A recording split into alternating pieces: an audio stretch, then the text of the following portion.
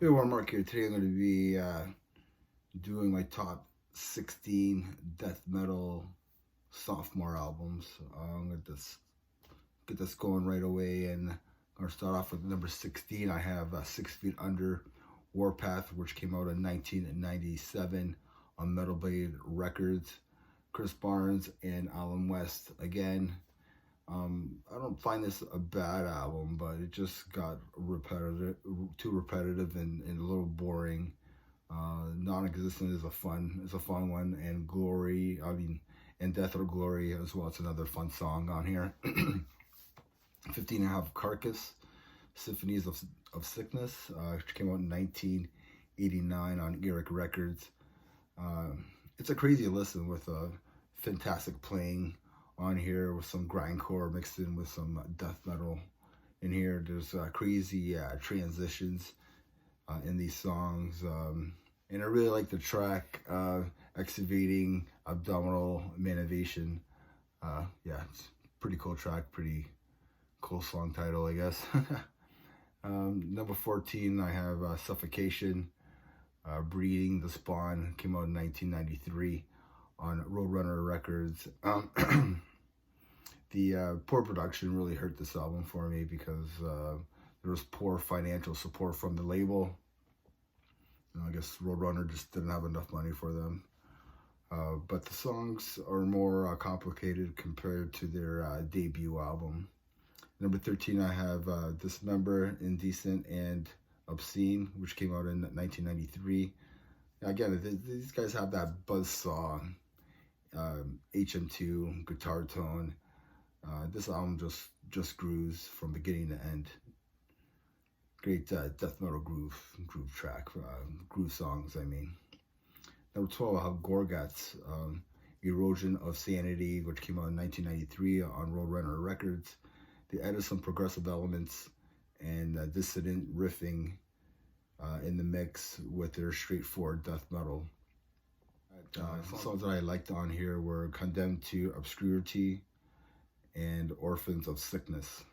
Number 11, I probably might piss off some people with this pick and how far down it may be, but I have Deicide's Legion, which came out in 1992 on Roadrunner Records. I enjoyed their debut album. I think it's a good album. I do enjoy the debut album more than this album. I still think this is a good album. I mean, it's 8 songs in 29 minutes. I don't know. I just had a little bit of issues with the vocals for some reason. Just found that it was too too much layering. But it's still a good album, regardless. Number 10, I have Possessed, Beyond the Gates. This came out in 1986. Yeah, they still have that kind of like Slayer, Show No Mercy sound to them. They sound a lot tighter compared to their debut album. I honestly like this album more than I like Seven Churches. I just find that there's better playing on here. Tribulation's a good song. Phantasm's a good song. No One Will Live is another great track. Restless Dead is another killer track on here. Number 9, I have Morbid Angel, Blessed Are the Sick from 1991 on Eric Records. The vocals are great and they're evil. It still has that thrash feel to the songs, but yeah, you can hear that mid-tempo death metal feel in some of the tracks. Songs that I loved on here were like Kingdom Come, Fall from Grace, Day of Suffering. Yeah, just a really tight second album by Morbid Angel. Number 8, I have Intunb, Clandestine. This came out in 91 on Eric Records. Really cool artwork. Petrov is not on this album by, I don't know the vocalist's name. I forgot to search the vocalist's name who did this album. But he does a really good job. Yeah, just great. It's a great hard-hitting album. You know, they got that HM2 guitar tone. Like they're the masters of it. These guys created that guitar tone. It just can't be matched. Bands have tried, but again, just it's not the same. Like only Intunb has that guitar tone, and they make it so perfect. Songs that I liked on here is Living Dead, Dinner Bleed, and Chaos Breed. Number 7, I have the Dutch band Petulance with their album Consuming Impulse, which came out in 1989. Every song's pretty killer on here. More death metal than thrash metal compared to their debut album. Favorite songs are Out of Body, Reduced to Ashes is another killer track. Number 6, I have Napal Death from Enslavement to Obliteration, which came out in 1988 on Earache Records. Cool artwork, really dirty vocals, better production compared to their Scum album, their debut album. Nobody was really doing what these bands were doing, like Carcass, Napal Death, and Bullthrower. They were adding this grindcore elements to their death metal, to their sound. Unchallenged Hate is a killer track. Retreat to Nowhere is another killer track. The title track is short, but it packs a punch. There's 27 songs on here in 34 minutes. This is the last album with Lee Durain on vocals and Bill Steer on guitar. This is the first album with Shane and Barry, who is the longest running member of Napal Death. So number 5, I have Bullthrower, Realm of Chaos. This came out in 1989. A lot of great killer albums came out in 89 or 88. And this is just a death grind at its best. This is a brutal album. This is way better than their debut album. There's some grind in there, and there's some killer blast beats. Dark Millennium is a killer track, and the slow grinder of All That Remains is just awesome.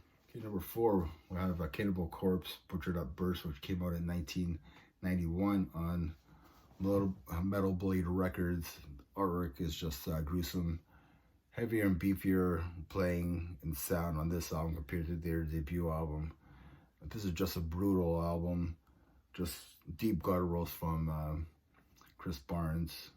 Gutted is a killer track. Vomit the Soul. Rancid Imputation, another killer track. I mean, everybody should know this album. Everybody should be listening to this album from Cannibal Corpse.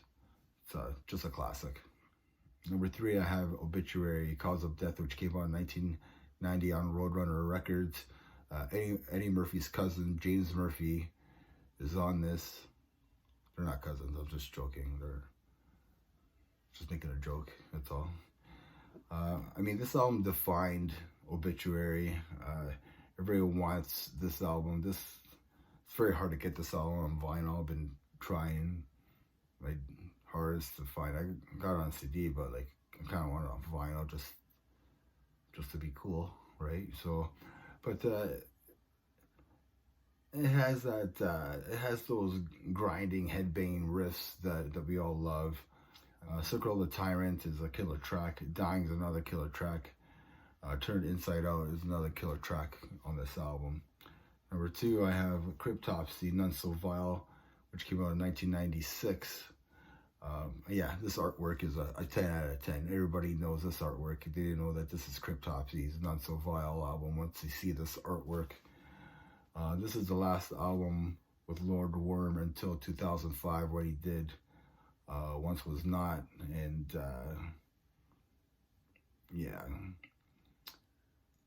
honestly, this album, I don't really know what's going on here, but it's so good. Like it just gets to be headbanging for some reason. It's, this Cryptopsy band, they get to listen to their albums multiple times to get into it, but like it's so good. Like Split Your Guts.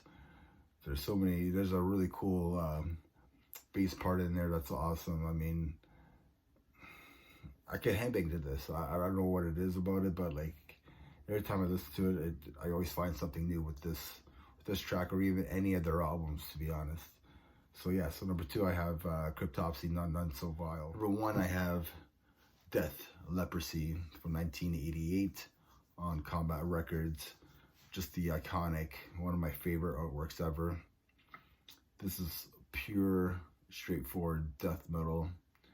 I mean, a lot of people take this formula and take what Chuck Schuldiner was doing on this album, and you know, you can hear this sound in today's modern death metal bands that are doing the old school stuff. Pull the Plug is the first time that I heard that song, and I got hooked to it. Yeah, Scott Burns produced this album. Bill Andrews is on drums, and it's the only album with Rick Ross on guitar. I mean, everybody in metal knows this album.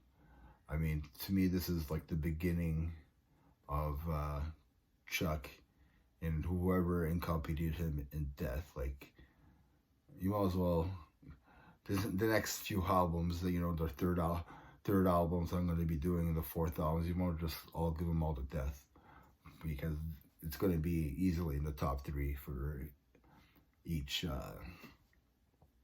the 3rd albums and the 4th album. So let me know what you think. Comment, please. Leave a like button.